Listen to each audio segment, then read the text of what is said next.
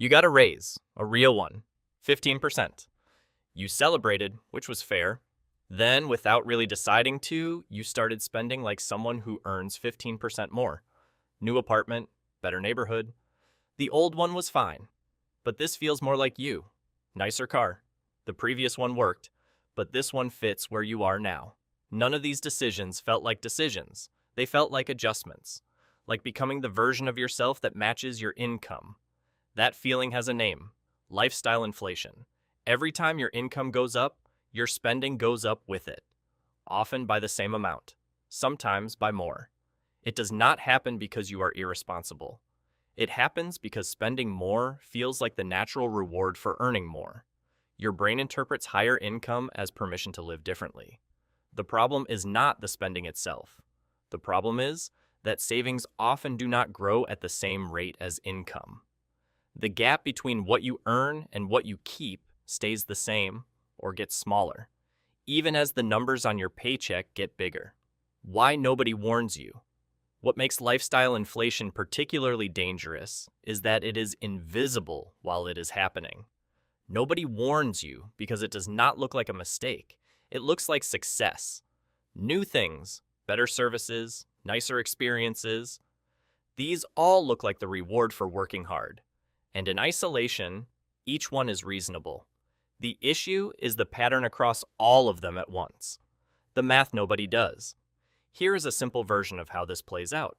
Someone earning $50,000 a year saves 10%. That is $5,000 a year. They get a raise to $70,000. If their spending rises proportionally, they are still saving 10%, $7,000 a year. But if their lifestyle inflates to match the new income, savings stay flat or disappear entirely. The compounding effect of not saving those extra dollars is what makes this particularly painful to calculate. 5 years of inflated lifestyle spending represents not just the money spent, but the growth that money would have generated sitting invested instead. Social comparison. Lifestyle inflation rarely happens in isolation. It is almost always accelerated by comparison. When the people around you upgrade, staying the same feels like falling behind, even when your financial position has not actually changed. Social media amplifies this constantly. You are not comparing yourself to your immediate neighbors anymore. You are comparing yourself to a curated highlight reel of everyone you have ever met, plus strangers with large followings. Hedonic adaptation. There is a psychological mechanism underneath all of this called hedonic adaptation. It means that humans adapt quickly to new levels of comfort or luxury. What felt like an upgrade becomes the new baseline, and the old baseline becomes unacceptable. The first time you flew business class felt significant. The second time felt normal. The third time, economy felt like a punishment. Nothing about your actual needs changed. Only your reference point did. Identity and spending. Here is the part that makes lifestyle inflation particularly hard to reverse. At a certain point, the spending level stops feeling like a choice and starts feeling like identity. Cutting back does not feel like saving money. It feels like becoming a lesser version of yourself. This is why people who earn significant salaries sometimes have less financial security than people who earn much less. The income is real. The lifestyle anchored to it is also real. And undoing one without the other requires confronting a story about who you are, where it shows up. Let's make this concrete. You used to make coffee at home, then you started buying it occasionally, then daily, then you started buying better coffee daily. At no point did you decide to spend more on coffee. It just happened. You used to split rent with roommates. Then you wanted your own space. Then your own space in a better area. Then a bigger own space in a better area. Each step seemed logical at the time. You used to take one vacation a year, planned carefully. Then two. Then you started upgrading the hotels. Then business class became normal for long flights. Each upgrade felt like a reasonable response to working hard. Fixed costs, nobody counts. The most dangerous version of lifestyle inflation is when it converts variable spending into fixed costs. A gym membership you pay, whether you go or not. A car payment that comes regardless of how much you drive. A streaming service you forget to cancel. Fixed costs are the problem because they do not scale down easily. If your income drops temporarily, your lifestyle costs do not adjust automatically. The spending that felt comfortable at a higher income becomes a source of financial stress at a lower one. Where races actually go.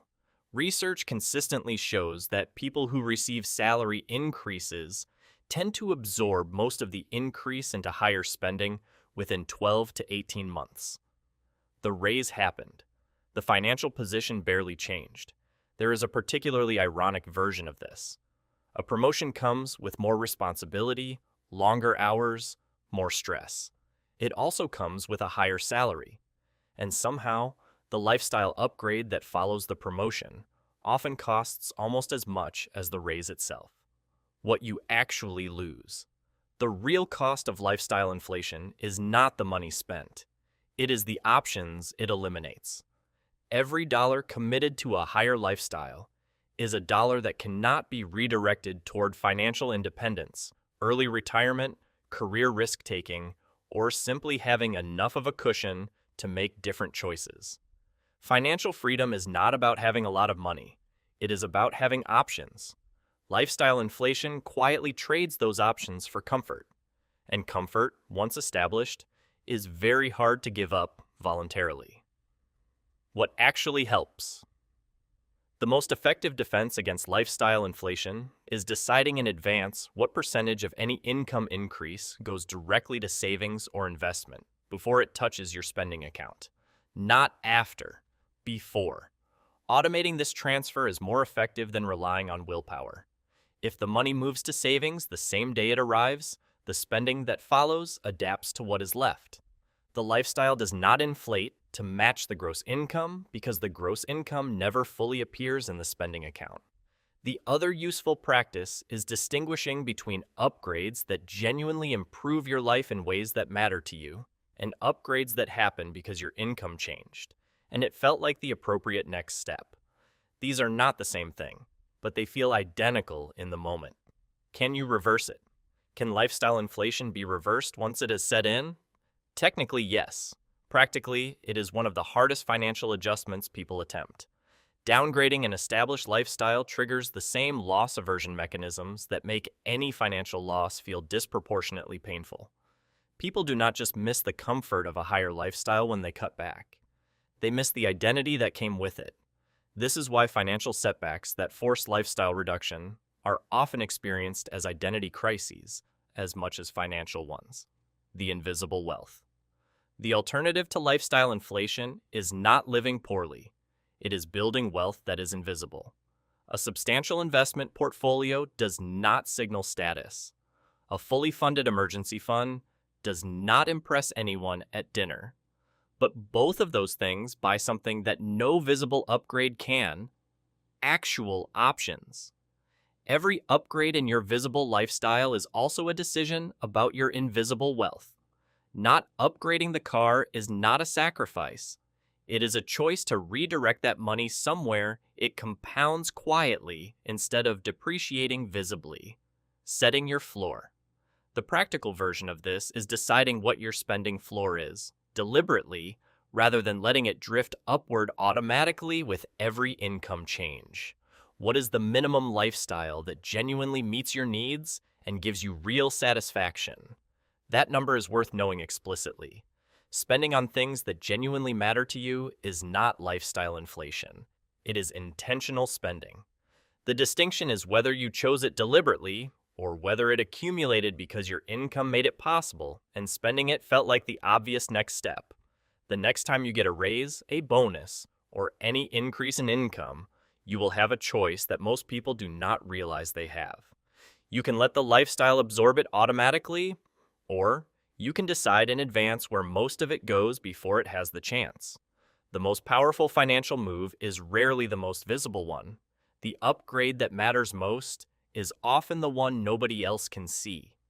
The option it creates, the pressure it removes, the version of the future it makes possible. Lifestyle inflation is not inevitable. It is a default. And like most defaults, it only runs automatically if you never stop to change the settings. Fine. Subscribe. It won't help, but it might make you slightly less easy to manipulate.